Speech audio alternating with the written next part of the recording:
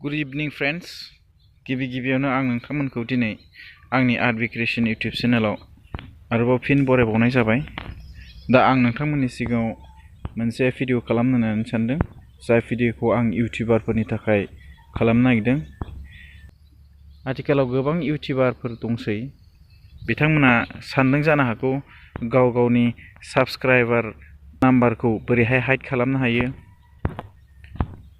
दा बेखौ लानानै आं दिनैनि जि भिडिअ बेखौ खालामनो सानदों। नोंथांमोना बेखायनो आंनि भिडिअखौ फार्स्टनिफ्रायनो जोबजासिम नायलांदो आरो सोलोंनानै लादो। नोंथाङा नोंथांनि साबस्क्राइबारफोरखौ माबोरैहाय हाइड खालामनानै दोननो हायो आरो बियो माबोरैहाय हेल्पफुल जोंहा गोबां हेल्पफुल जायो।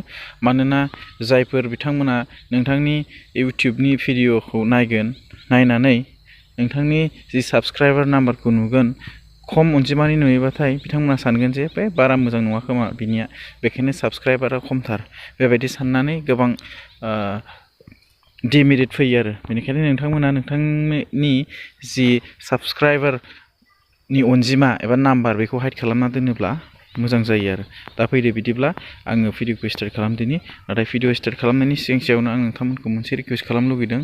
जायफोर बिथांमोना आंनि इउटिउब चेनेलनि गिबि नायजेनगिरि बिथांमोना जाहाथे आंनि इउटिउब चेनेलखौ साबस्क्राइब खालामो आरो बेल आइकनखौ थुनानै होयो, जाहाथे आं इयुनाव बेफोरबायदिनो आपल'ड खालामनाय भिडिअफोरखौ नोंथांमोना थोंजोङै नायनो हायो। फैदो बिदिब्ला भिडिअखौ स्टार्ट खालामदिनि। दा नोंथाङा नोंथांनि मबाइलाव थानाय क्रम ब्राउजाराव थां।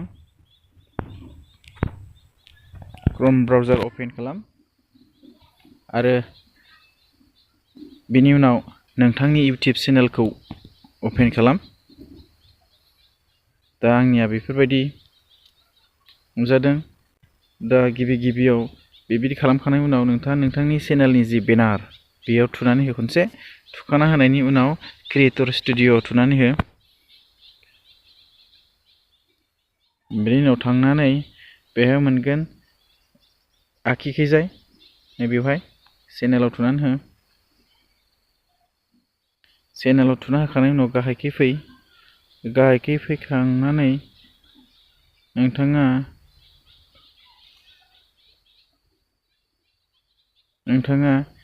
नैबे एडभान्स होननायाव थुना हो। आखिखैनो एडभान्सआव थुखांनायनि उनाव गाहायखै फै। जोङो गाहाय फैनानै बेवहाय नुगोन नै बेयाव दङ साबस्क्राइबार काउन्ट। साबस्क्राइबार काउन्ट होननायाव नोंथाङा display the number of people subscribe to my channel. Do not display the number of people subscribe to my channel. दा गोजौनि मोनसेयाव जोङो होयोब्लाथाय नोंथांनि इउटिउबाव जायफोर बिथांमोना साबस्क्राइब खालामदों बिथांमोननि अनजिमाखौ नुनो मोनगोन। आरो बे गाहायनि मोनसेखौ नोंथाङा जेब्ला टिक खालामगोन अब्ला नोंथांनि इउटिउब चेनेलाव साबस्क्राइब खालामनाय नाम्बारफोरखौ बा खैजन साबैसे साबस्क्राइब खालामखो बेखौ नुनाय जानाय नङा। दा आंबो आंनि इउटिउब चेनेलनि साबस्क्राइबार नाम्बारखौ आंबो हाइड खालामना दोनदों। बेखायनो आङो do not display the number of people subscribe to my channel बेखौ सेलेक्ट खालामखांनायनि उनाव नै गाहायाव सेभ बाटनाव क्लिक खालामनानै होबानो नोंथांनि जि लुबैनाय एबा नोंथांनि इउटिउब चेनेलनि जि साबस्क्राइबार काउन्ट नाम्बार बेखौ हाइड खालामनो साननाय बेयो जाफुंगोन आरो। नोंथांमोन बेखिनियानो आं नोंथांमोननि सिगाङाव दिन्थिनो लुबैनाय भिडिअआ। आसा खालामदों बे भिडिअआ नोंथांमोननि थाखाय एसेब्लाबो हेल्पफुल जाबाय। जुदि बियो नोंथांमोननि थाखाय हेल्पफुल जाबायब्ला नोंथांमोना अननानै आंनि भिडिअखौ लाइक आरो शेयार खालाम आरो चेनेलखौ साबस्क्राइब खालामनो दाबाव, जाहाथे आंबो इयुनाव बेफोरबायदिनो गुबुन रोखोमनि भिडिअ आपल'ड खालामनायफोरखौ नोंथांमोना थोंजोङै नायनो हायो। गोजोन्थों लोगोफोर। Thank you for वाचिं।